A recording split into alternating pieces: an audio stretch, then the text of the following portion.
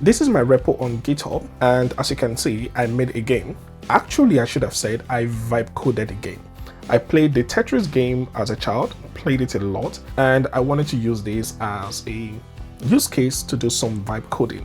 I named it TetriPulse. Well, I'm going to be walking you through that. First is how I did it, some of the constraints that I had, and how I was able to keep all of the code in check. Which of the model did I use to do this, and all of that I'm going to be showing you in this video. First of all, let me show what the game looks like. If I click on play, it takes me to a play page. Because I love the game a lot, I'm going to be playing it for a while. Click on start, it comes down, and I'm going to be pausing here quickly and tell you that it watches the number of lines that I clear. If I clear up to 8 lines, it moves to the next stage. So for each line I clear here, this stage progress moves, and it moves me to the next stage. And I've got different stages that I've set for this game. I could choose that I don't want the themes to change as the stage change. I can uncheck this. But I love the fun that when I'm going to a new stage, it changes with the theme. If I uncheck this, you'll see that I've got a lot of themes that I've already set for this game. And I individually selected each of these things because I love them a lot. And my hope is that one of these days, my daughter will be able to play this game too.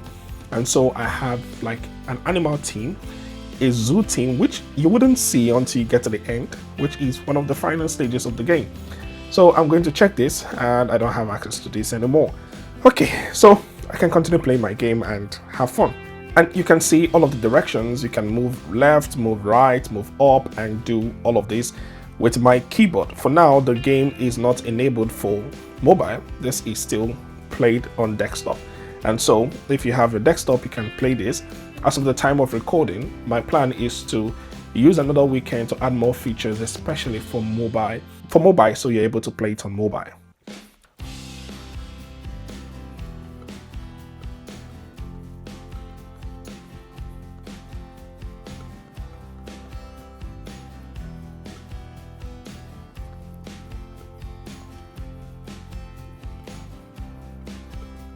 And it tells me that next stage is ready. I've cleared the first stage, and it goes on like that, and it's a very fun game to see. And if I can walk you through the themes quickly, you can see that these are the themes that I have. I have the ocean theme, and I have the neon. I also have the zoo one, which I kind of love a lot. And I'm going to go back to this, and that is it on the game. I can change the sound, bring it back, or I'll take it out. This is the official Codex repo on GitHub. It's open source, so you have access to it and just install it, and you are able to use it within your device. And if you have the experience, you can also make contribution to this project. When you come down, you can easily do the installation here and just install using your npm. Copy this and open your CLI or your command prompt, and you install this in your device. I've just opened a new session in my terminal, and the way to do it is when you are done, you typically will do Codex login, and it logs you into Codex. I'm logged in already, and I don't have to do that at all. And mind you, I'm using the paid version of ChatGPT. I don't know how the free works with Codex. I'm only speaking from the paid version part. All you have to do is to cd into the folder you want to work in, and you just do Codex.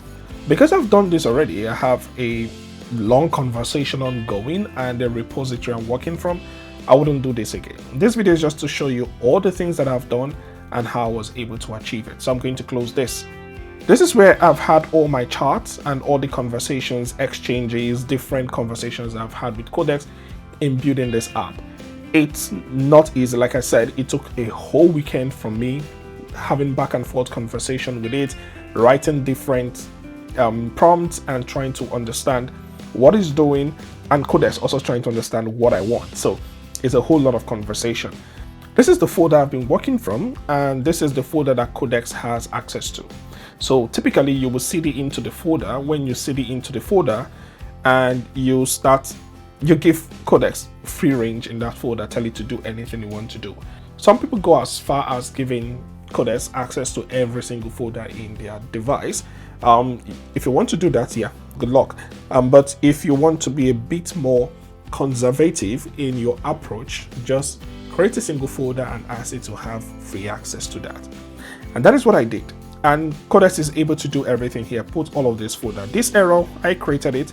Sometimes I've got an error in my UI. I want Codex to be able to read that and interpret it. So I just put all of the error images, the screenshots I take into this folder. And I tell you that look at this folder and make reference to this screenshot and do what you have to do. There are a couple of files here that are like guardrails I use to instruct Codex on what to do. So let's come to my repo. This, I have all of the different files that I've used here in my repo. First is the README. The README basically explains what this project is and what it does and how it should run it. And I asked Codex to write the README, telling it this, that it should use the README as the place where it explains what the project is and how the project is run. And that is what it did, adding the features of the project, telling you about the go speeds, the hold queue and next preview, and the team selector, all of those teams that I have. It tells you every feature that is within the app. It tells you the scoring method that I've used in this app. And this scoring method took lots of back and forth conversations that I had with Codex to have this. And it shows you the stage flow, the current behavior. Each stage has a line goal and 3 speed tiers. So for the first stage, the drift, it goes from 1 to 3. And each of those, it increases in speed. And it happens for all the stages. And it tells you about the control and how you can run it locally. The moment you clone this, you can just run this locally in your browser and it goes there. And finally, it mentions that the score and theme preferences are saved in your local storage when you're running that. The next one is the to-do. Before I come to the to-do, let me show you the agent.md. The agent.md is very important because this is where you have the behavior of the agent. And I have this created. This was the first, as a matter of fact, this was the first file that I created because I needed the agent to have a behavior, to have a personality, and understand how I want to code and the practices that I want. And first is to tell you that you are a careful senior engineering assistant.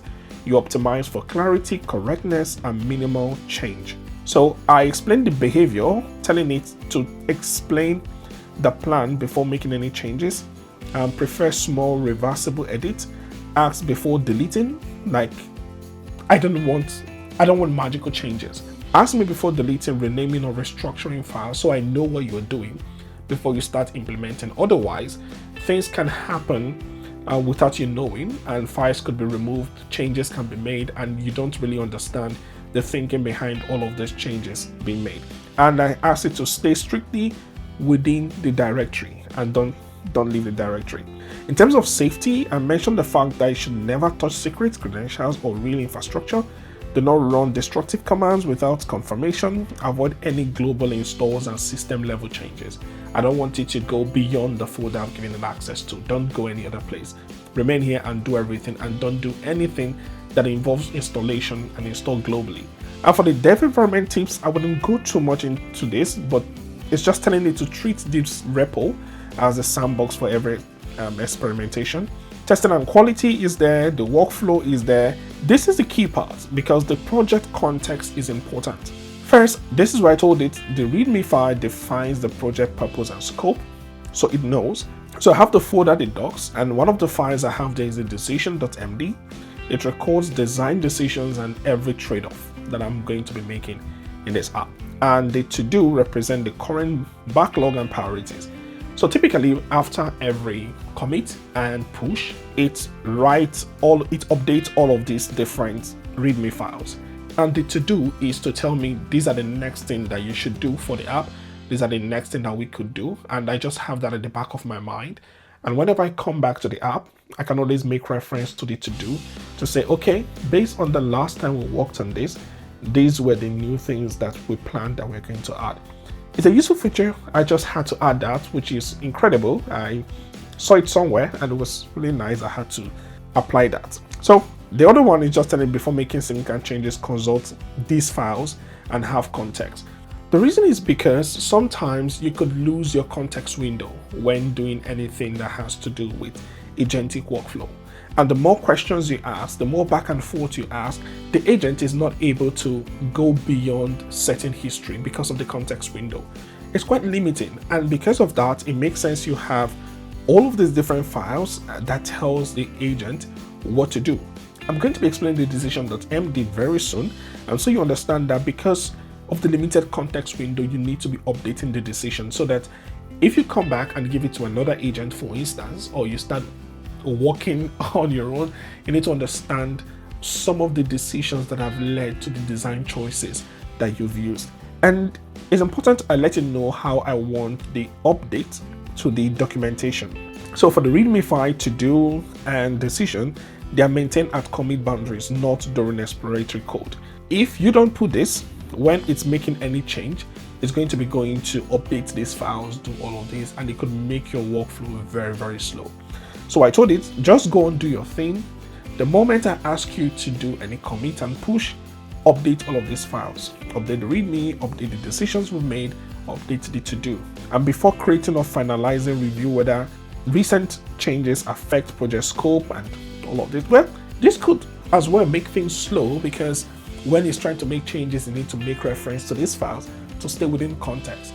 You can do without it, but I don't want to because I want that consistency, and it's also best practice, especially if you decide to use this for something very sensitive or build more reliable product. These are some of the guardrails that you could have and give context to it. So if I come to the docs and you can see my decisions, you can see all of the current decisions that I'm making, the assumptions, Git pages, GitHub pages serve the site from the repo root, not from the docs. Desktop first experience is acceptable for now, mobile touch. All of these things are updated the more I work on it. And if for any reason we change the design choices that we are working on, it updates this automatically. I'm going to change this to light theme because the dark theme I think is covering some of my prompt here. For some reason it's doing that, so let me change. Appearance, let me go to light. Yay, we are back to daylight. So let me go back to my command line. Yeah, you can see the conversations. Yeah, apologies for those that prefer dark themes. For some reason, it's covering my prompt. So this is one of the most recent instructions that I gave it because it was using stage cleared here. Because it was using stage cleared, the moment you clear stage, it tells you stage cleared. I don't want it. I want the people to know the name of the stage that was cleared. So I told it to use drift cleared, not stage cleared. It made that update, worked on it, and I told it to commit and push.